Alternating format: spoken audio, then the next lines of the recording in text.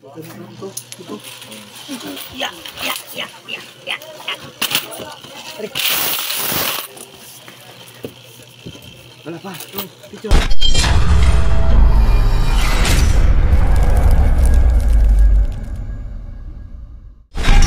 So ayun, what's up mga kaibigan, good morning naman po at napakagandang umaga sa araw na to. So for today's video pala nga, samahan nyo kaming mag-harvest ng ating mga piso wifi dahil meron tayong 2 piso wifi na umabot na ng 1 buwan ngayong araw.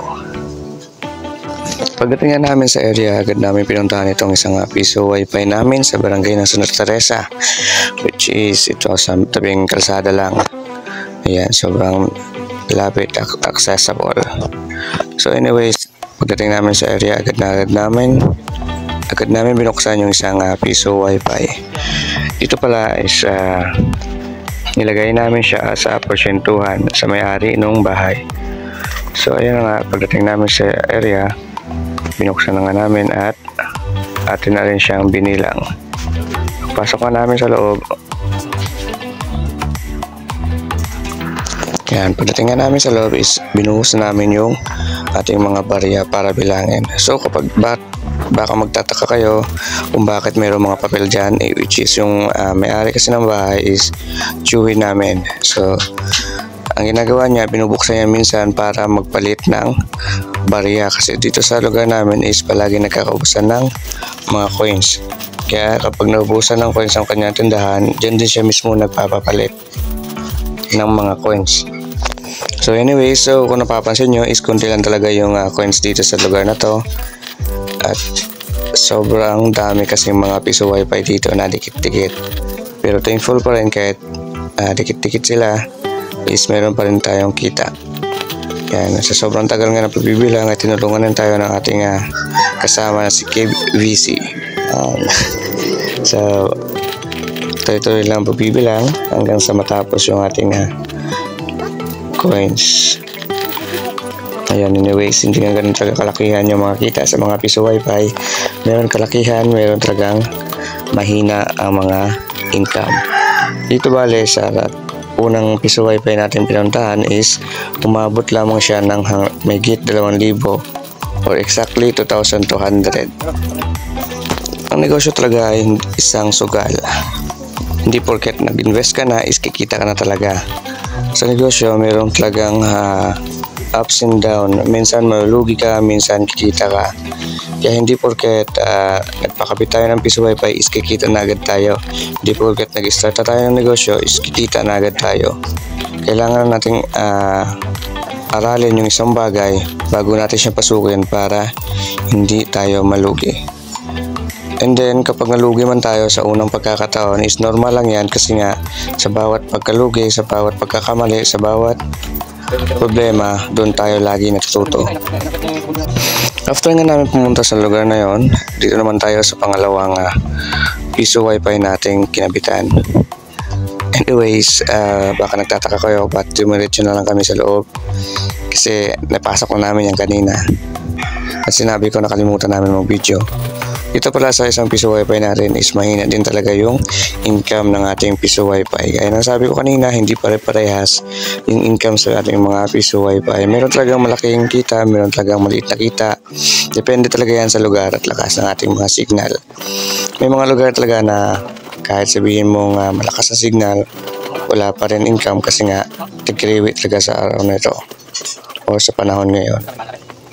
At yun nga, kinuha na natin yung ating piso wifi na hindi man lang napuno ang kanyang lagayan. Ito ang ating mga piso wifi at buhusin para mabilang na. At pagkabuhos nga namin sa sahig at agad-agad na nga namin pinagtutulungan yung pagbibilang ng ating mga barya.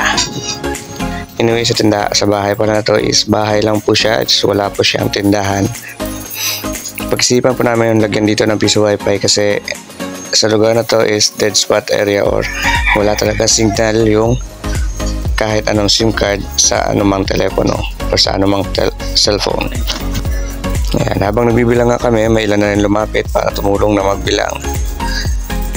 Ayan, gaya ng sabi ko, Hindi lahat pare-parehas. At ayun na nga, pagkatapos namin magbilang is kunenta na namin kung magkano lahat ng ating kinita sa isang piso wifi na to, which is umabot siya ng 2,470 pesos. And yung muna tira po is binigay natin sa mga bata.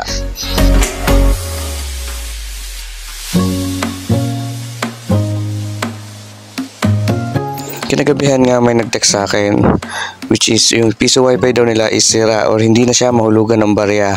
Kaya agad-agad natin pinuntahan yung ating unit para ma-check kung ano ba talaga ang sira ng ating piso wifi. At sa ating pagbukas ng ating piso wifi, nahirapan talaga tayo maghanap ng kanya sarili susi kasi pare-parehas halos ng kanyang itsura. Ayan, sa dami natin tinestingan, nahuli din ang kanyang tunay na susi.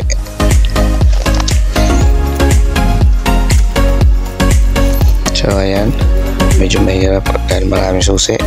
At yun na nga, pagkabukas ng ating piso wifi, akala natin sira. Yun pala, ang tumambad sa atin is ganito, punong-puno na yung ating piso wifi. Kaya pala halos isang araw na hindi siya mahulugan ng barya kasi nga yung coins ay sumilip na sa ating coin slot para nag-trigger na ang coin slot para hindi na siya mahulugan ng barya. So anyway, sa programa pa lang na harvest natin dito, which is ayan, ganyan kadami po siya. And then umabot lang po siya ng 14 days, ganyan siya kadami.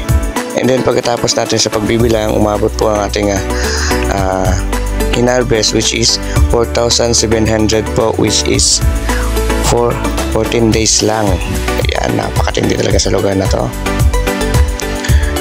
At gaya ng sabi ko nga kanina, ang sabi po ng may-ari is which is sira daw po kasi kapag naghulog ng barya yung ating mga client is hindi na siya mahulugan. At pagkatapos nga natin harvest, napansin nyo po sobrang daming naghulog na pagkatapos nakuha yung mga barya. And then okay na lahat ng ating mga piso wifi. Bale sa maghapon po, sobrang dami nating nagawa. Ayan, so share ko lang po, ulitin ko lang po, yung piso wifi po is yung isa siyang business. Hindi po lahat ng pagkakataon is panalo tayo or maraming income, at hindi sa lahat ng pagkakataon ay talo tayo or wala tayong income. So thank you for watching.